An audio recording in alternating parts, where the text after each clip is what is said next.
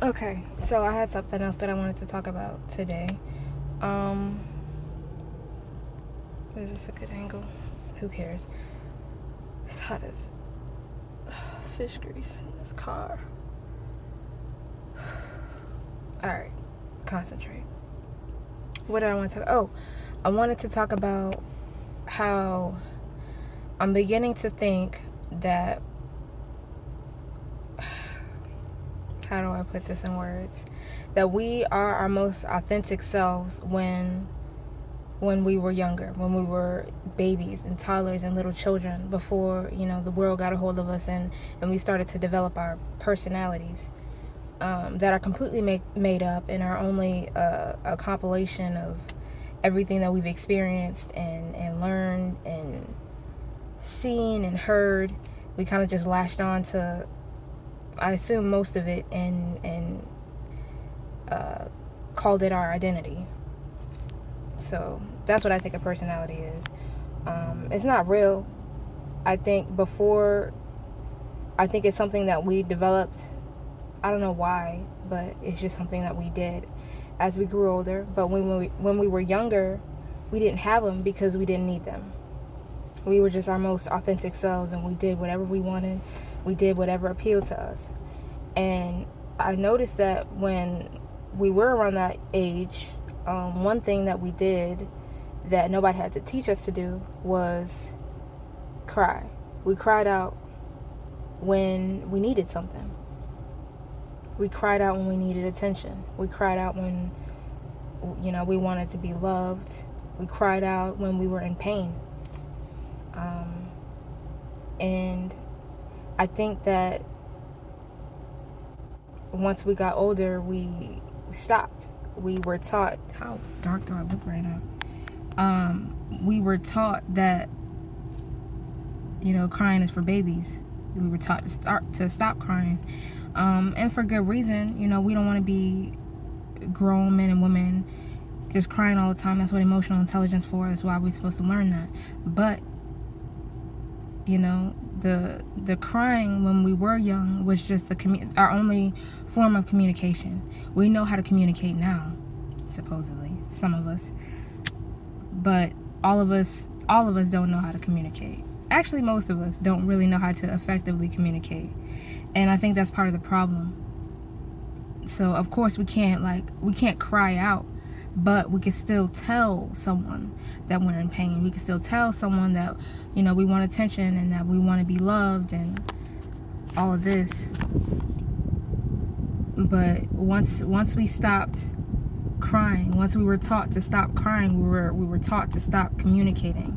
Or maybe that's the message that we got, that the people around us, the people that we love, don't want to be communicated to about the things that we need. Or maybe that's just the impression that we get, that our needs don't matter, so why talk about them?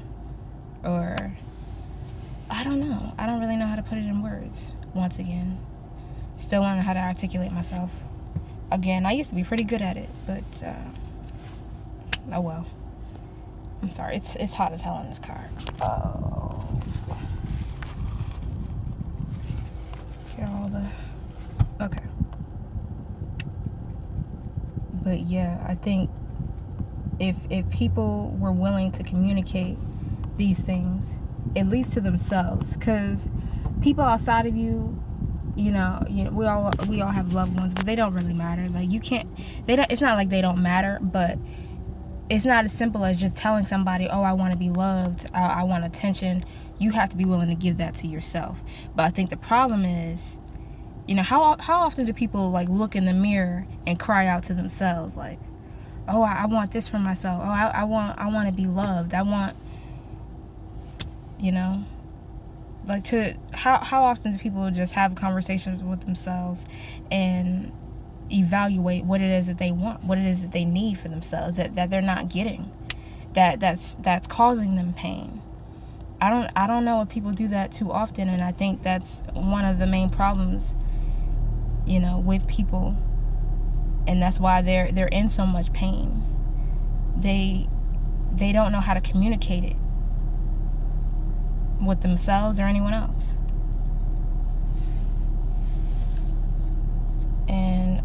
I think we should work on our communication, one, with each other. But I think the most important person that we should be communicating with is ourselves. Like, I don't know if too many people know what mirror gazing is, but you don't have to just sit in the mirror and look at yourself, but talk to yourself. Like, at least I know a lot of people think that that's crazy, or that sounds crazy, talking to yourself. But I don't know if you I don't know if this is just me. I know it's not just me, but I don't know how many people experience this. But when I'm just sitting there and I'm talking to myself in my head, I don't sense just one personality there. I don't sense just, it's like I'm hearing different viewpoints from all kind, or I'm hearing different things from different viewpoints. And it's like, if it's coming from a different viewpoint, it gives me more perspective, and it gives me the sense that it's not just me. I don't know. I don't know. Like, sometimes I feel like I'm talking to like a higher up in my head. What I don't know really what I mean by higher up. Maybe I mean an ancestor, maybe God, maybe, I don't know, a family member that passed. I don't even know why I brought that up. I forgot where I was going with that. But I still think it's important to talk to yourself, to put everything out on the table, and to discuss all the things that you want for yourself, and how to get them. That's important. A lot of us, we just get caught up. We start working a job, and it becomes our entire lives, and everything else gets put on the side. That's killing us emotionally. When we do that, it causes pain, real life pain, that we just ignore and ignore and ignore. And as we get older, we become a lot weaker. I noticed that too. Like, when we're young, everything is so much stronger. Our immune system, our skin, our bodies as a whole. But as we get older, we start to break. All those traumas, everything that's been weighing us down, they start to take a toll after a while, eventually.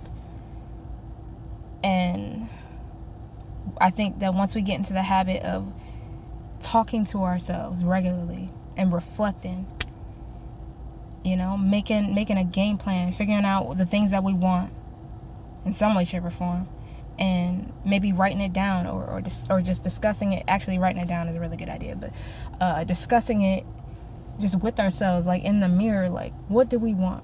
What do we need? What's going on in our lives that we want to change? These conversations with ourselves are extremely important, and neglecting to have them, I think, causes real emotional distress that doesn't go away until we deal with it. I noticed that too. Everything that you just scrape under the rug, that you're not willing to deal with, it never goes away.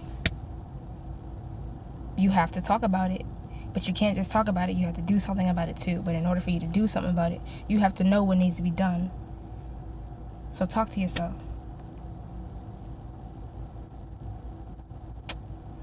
I don't know. I don't know how well my point got across, but that's what I have to say for now. So